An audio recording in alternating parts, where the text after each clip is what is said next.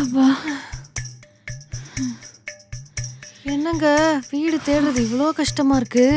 பின்ன சென்னையில் வீடு கிடைக்கிறதுன்னு அவ்வளோ ஈஸின்னு நினச்சியா?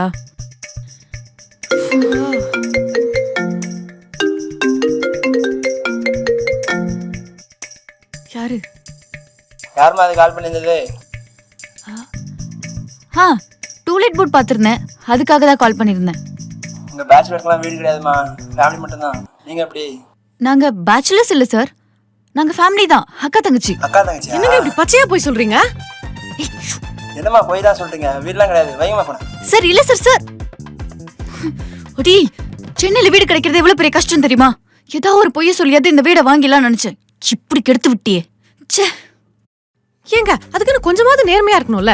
சரி விடுங்க, இனிவே இந்த வீடு நல்லாவே இல்லை, நம்ம வேற நல்ல வீடு பார்த்துக்கலாம். இங்க 1 BHK வீடு கிடைக்கிறதே அவ்வளோ கஷ்டம். அப்படியே கிடைச்சாலும் தண்ணி பிரச்சனை இருக்கும்.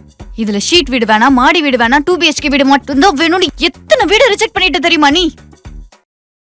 சரி நீங்களே அப்போ நல்ல வீடா ஏதாவது பாருங்க.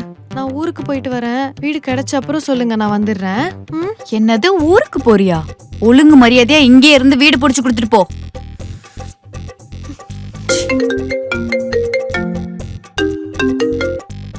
ஹலோ ஹலோ மைமா, வீடு எதனா பார்த்துட்டீங்களா என்ன? எங்க ஓனர்? வீடே கிடைக்கல ஓனர். ஸ்பீக்கர்ல போடுங்க. அது ஒன்றும் இல்லைம்மா, நீங்கள் வீடு எதுவும் மாற்றலாம் வேணாம், அங்கேயே இருந்துங்க.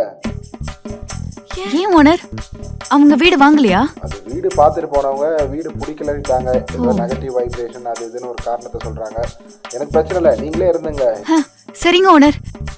அந்த ரெண்டெல்லாம் கரெக்டாக கொடுத்துருங்கம்மா. கண்டிப்பா ஓனர். Thank you owner.